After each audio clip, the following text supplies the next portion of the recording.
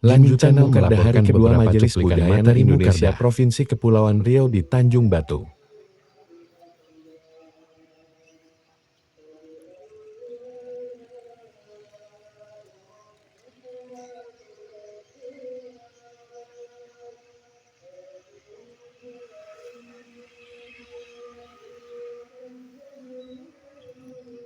Ini mau Jawa-Jawa, itu namanya Jawa kabeh. Sama orang. Ayo semuanya kamu Jawa, ya sampai mau Jawa itu. Bingung orang ya. Kalau tadi beliau sudah memberikan suatu peluang, silahkan disampaikan, dieksplor semuanya ide gagasan dari sedulur semua sahabat saudara semua yang ada di sini. Tidak hanya kalau tadi beliau menyebut hanya bahasa itu, bahasa Jawa itu boleh disebut tadi. Ada Romo Kono dan lain semuanya, semuanya pun juga bukan kaleng-kaleng juga. Bahasanya seperti kami, guru-guru kami.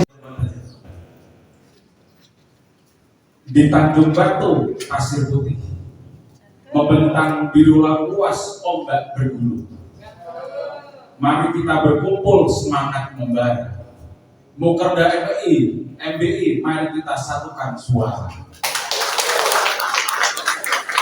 Kenapa tadi sebut? Karena tadi ombaknya lumayan besar, Bapak Ibu. Jadi kalau saya orang darat itu takut. Ya, mungkin saya pernah ke Tanjung Batu ke rumahnya Pak. Ya, itu ya pengalaman pertama kemarin kena ombak, kedua kena ombak lagi Bapak. Ya, seperti itu ya.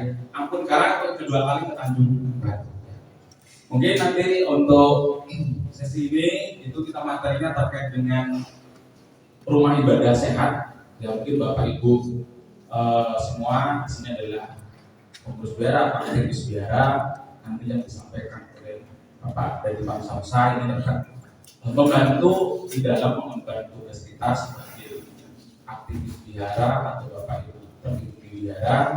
Semoga nanti dapat disampaikan dengan baik. Kalau Bapak Ibu nanti bertanya silakan langsung ke spesialisnya karena beliau sudah berkeliling di Indonesia ya, Romo ya, seperti itu. Mungkin tidak panjang lebar yang saya sampaikan, langsung saya serahkan waktu kepada Bapak Damsi Samsa. Kami persilakan. Baik, saya izin berdiri ya. Biasanya kalau dosen itu memang maunya berdiri supaya bisa lihat mahasiswanya itu kakinya komplek. Terima kasih kepada moderator waktu yang diberikan kepada saya. Saya nggak ambil waktu panjang hanya 30 menit. Yaitu saya ingin menyampaikan sosialisasi rumah ibadah bersih dan sehat. Sosialisasi ini sebenarnya program Kementerian Agama, tidak hanya Dirjen, tapi Kementerian Agama yang mana itu meliputi Dirjen Buddha, Hindu, Islam, Kristen, Katolik maupun Kristen, Hindu, Konghucu. Tapi Konghucu kan belum ada Dirjennya.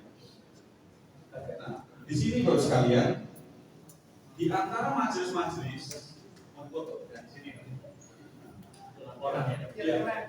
di antara majelis-majelis khususnya yang majelis agama Buddha yang memang sudah mulai aktif untuk sosialisasi adalah MBI. MBI baru sekalian. Padahal dari Dirjen itu sudah menyampaikan dana ke majelis pusat, masing-masing majelis dapat. Tetapi yang kelilingan ke daerah baru di MBI.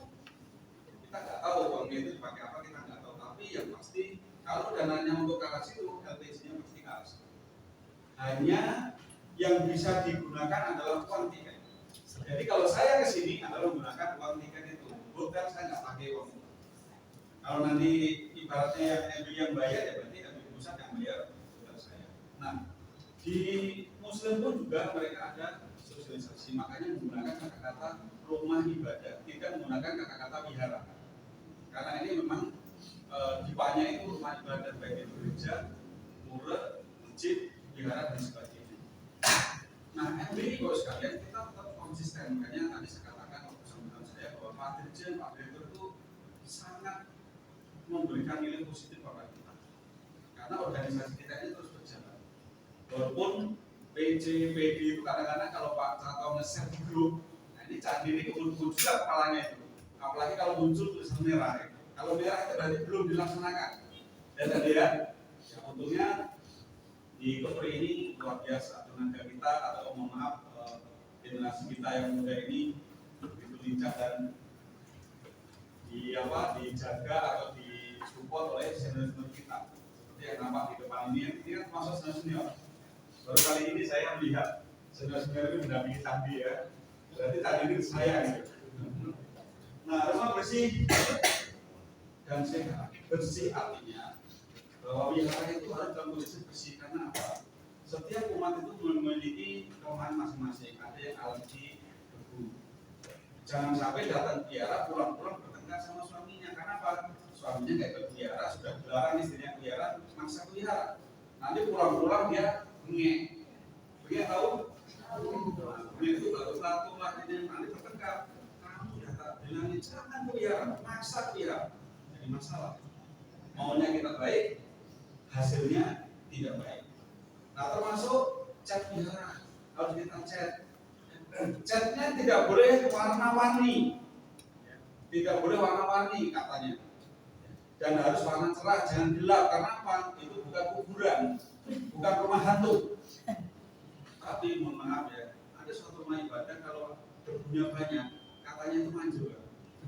Ada kan? Sampai dia asap hijau itu sengaja dibikin sampai hitam, nggak dilapin karena apa? Biar dewannya kerasan di situ. Kita aja nggak kerasan, apalagi dewa, ya kan? Dewa itu kan suci bersih katanya kan. Nah, kita aja merasa nggak kerasan dengan kondisi itu, makanya harus bersih, termasuk lantai harus bersih dan sebagainya. Dan wihara itu kalau bisa harus ada kursi roda. Suatu saat ada umat yang mungkin ada sesuatu fisik yang memang nggak lengkap atau misalnya jatuh dan sebagainya, itu ada kursi roda. Bagaimana kalau wihara itu seandainya tingkat? Makanya ini harus dibikinkan. Arsitek yang pertama kali memikirkan supaya orang itu bisa masuk ke altar. Nah di belakang juga harus siapin kursi ya untuk duduk bagi teman-teman atau mungkin orang tua kita yang memang sudah nggak bisa duduk di bawah, ya kita siapin kursi dan sebagainya. Nah yang jadi masalah bos kami kalau orang muda itu, kita kalau nggak punya wihara itu kan biasanya pusing, betul? Betul tidak? Orang itu kalau nggak punya wihara pusing. Setelah punya wihara nggak punya duit kita juga pusing. Tapi kalau wihara itu uangnya banyak, sudah bersalah. Betul? Betul. Benar, di mana-mana begitu. Kalau nggak ada uang, kompak. Rame-rame cari dana. Tapi kalau uangnya itu miliaran, di rekening ribut. Ribut. Nah itulah antiknya Mas Buddha di situ. Ya. Antiknya Mas Buddha di situ. Tapi ini tidak hanya Mas Buddha di tetangga sebelah pun. Kita ada satu cerita. Ada seorang perempuan punya anak orang ini kan, punya hotel, punya apa dengan saya kenal dekat sekali. Tapi sering debat. Karena apa? Dia itu ngaku belajar meditasi dengan seorang biksu. Biksunya bukan kita ya. Dia umatnya kita, biksunya itu tanggung jawab pengurus yayasan atau pengurus wihara. Ada manusianya umat bikin majelis urusan. Jadi bagi dua.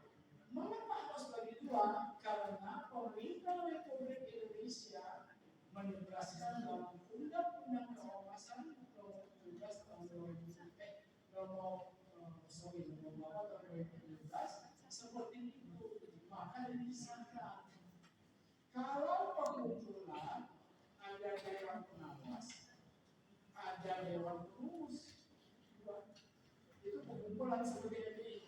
MBI tidak ada pembina, MBI tidak ada pembina, pengawas sama pengurus. Pengawas itu kan di perusahaan seperti komisaris. Kalau di yayasan, siapa yang pendirinya namanya pembina. Pembina itu pemegang saham. Pemegang saham. Jadi hanya pembina yang bisa menjual aset wihara. Pengurus tidak bisa.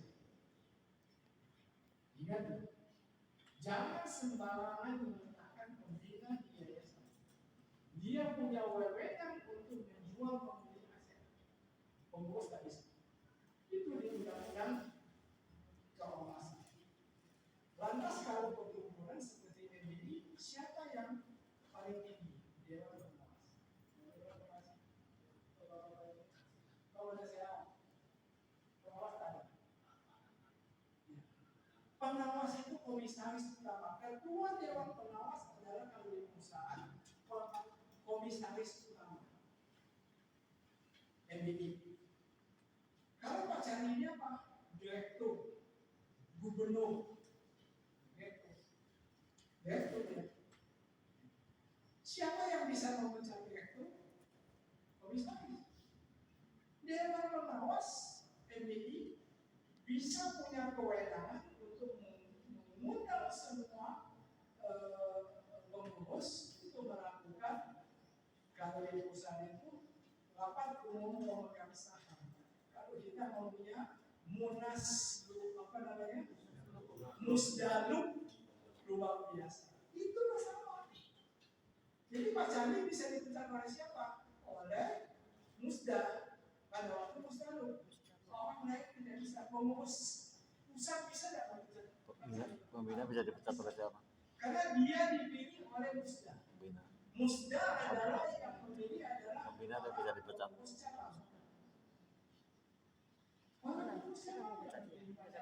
Kami tidak bisa memecatnya. Tidak punya kewenangan. Tapi bisa ngomong sama si Dewan Pengawasnya, Kalau pembina mengundurkan diri, misalnya melanggar anggaran dasar dan itu boleh. buka baru, Itulah bentuk baru lagi. Ya, baik, sudah malam. Ini saya sampaikan tadi. Nah, Ya, sudah malam. Tinggal satu lagi yang saya perlu sampaikan. Lembaga kita pembina itu. Aku belum. Ya kalau bisa mengundurkan diri sama aja bubar. Kan? Sekarang bentuk baru, karena bentuk baru. Oke, tak mau. Saya sudah pergi ke 27 provinsi ya. Aku udah datang, kurang masing-masing udah dapat bapak sudah mengundurkan diri, dapat makan. Permasalahan yang sering terjadi antara pengurus cabang sama pengurus mana? Oke, yang satu yaitu melakukan berbagai kegiatan pelayanan sosial dan pelestarian lingkungan hidup. Yang nanti saya akan kasih tahu apa yang telah kita realisasikan sebelumnya dan yang akan kita lakukan sampai tahun 2026 PR kita. Ya, yang kedua yaitu melakukan penggalangan dana sosial. Yang ketiga membuat program insentif untuk guru, pandita dan pengurus. Yang nomor 3 ini tadi sudah banyak dijelaskan oleh bagian pendidikan ya. Pak Eko ya, tadi kita lihat di situ. Yang keempat memadukan dan mengkoordinir semua program beasiswa untuk para pandita, guru, anak asuh,